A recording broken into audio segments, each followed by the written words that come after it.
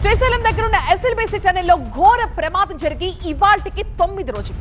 అయితే దేశంలో ఎన్నో రెస్క్యూ ఆపరేషన్లో పాల్గొన్న వారికి సైతం ఈ టనెల్ మాత్రం పెద్ద ఛాలెంజెస్ విసురుతోంది. తవ్వకాలు జరుపుతున్న గల్లంతైన వాళ్ళని ఇంకా ట్రేస్ చేయలేకపోతారు. దీనికి సంబంధించిన లేటెస్ట్ బ్రేకింగ్స్ మనకు అందుతున్నాయి.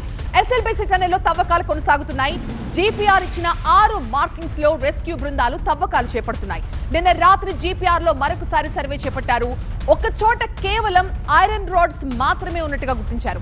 డ్రిల్లింగ్ లేకుండానే తవ్వకాలు చేస్తున్నారు సిబ్బంది. తవ్వుతున్న కొద్దీ నీరు ఉబికి వస్తూనే ఉంది. నీరు ఉబికి రావడంతో తవ్వకాలు మరింత కష్టతరంగా మారాయి.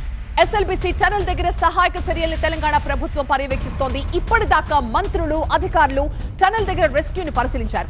అయితే Telangana CM Revanth SLBC tunnel ను పరిశీలించడానికి ఇవాళ సాయంత్రం అక్కడికి వెళ్లబోతున్నట్టుగా తెలుస్తోంది.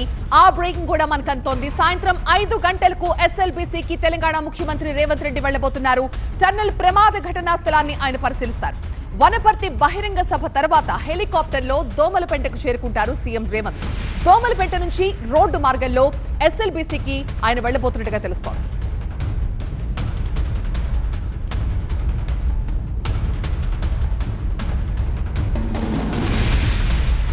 మా ప్రతినిధి శివ మనకి లైవ్ లో జాయిన్ అవుతారు. శివ, 9 రోజులు గడుస్తోంది, ఇప్పటికీ కూడా ఎలాంటి ట్రేసెస్ కనబడట్లేదని తెలుస్తోంది.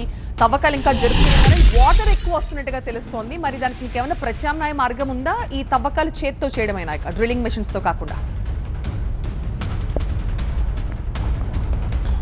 ఎస్ఎల్బీసీ రెస్క్యూ ఆపరేషన్లో ఎన్జీఆర్ఐకి సంబంధించినటువంటి జీపీఆర్ ఫైండింగ్స్ అనేది కీలకంగా మారాయి. వారు ఇచ్చినటువంటి 6 మార్కింగ్ లొకేషన్లలో తవ్వకాలు అనేది కొనసాగుతున్నాయి. అయితే గత రాత్రి ఎంత మేరకు తవ్వారో అంత మేరలో మరొకసారి ఈ జీపీఆర్ మిషన్ని తీసుకొచ్చి సర్వే చేయడం జరిగింది. సర్వేలో ఒక చోట, అంటే ఒక లొకేషన్లో కేవలం ఐరన్ రాడ్స్ మాత్రమే కింద ఉన్నట్టుగా గుర్తించడం జరిగింది. దీంతో అక్కడ ప్రస్తుతం అయితే తవ్వకాలు నిలిపేసినట్టుగా తెలుస్తుంది. కానీ మిగిలినటువంటి 5 లొకేషన్లలో మాత్రం ఇంకా ఈ తవ్వకాలు అనేది కొనసాగుతుంది. అయితే పైనుంచి వచ్చినటువంటి మట్టి, బురద, నీరుతో పాటుగా లోపల ఏదైతే టన్నెల్ తవ్వుతున్నటువంటి క్రమంలో వచ్చినటువంటి ఏదైతే పొడి ఉందో అదంతా కూడా ఒక కాంక్రీట్ లాగా మారిపోయి గట్టిగా ఏర్పడినటువంటి సిచ్యువేషన్ ఉంది. దాన్ని డ్రిల్లింగ్ చేస్తే మరొకసారి ఇదంతా వైబ్రేట్ గురై టన్నెల్ మరొక ప్రమాదం జరిగేటువంటి అవకాశం ఉన్న నేపథ్యంలో కేవలం మాన్యువల్గానే ఈ సింగరేణి కావచ్చు, ఎన్డీఆర్ఎఫ్ కావచ్చు, ఎస్డీఆర్ఎఫ్ సిబ్బంది అంతా కూడా తవ్వడం జరుగుతుంది. అయితే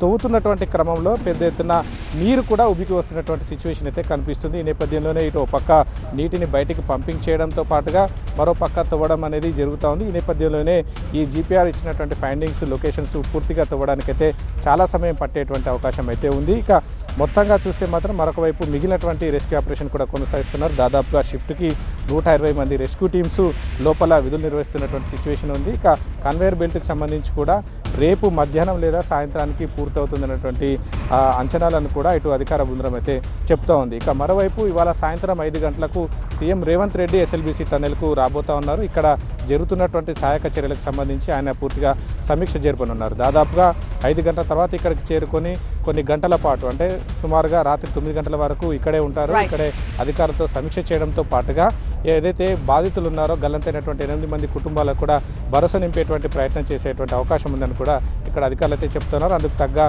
భద్రతా చర్యలు కూడా పర్యవేక్షిస్తున్నటువంటి సిచ్యువేషన్ అయితే ఇక్కడ ఉంది. Thank you Shiva.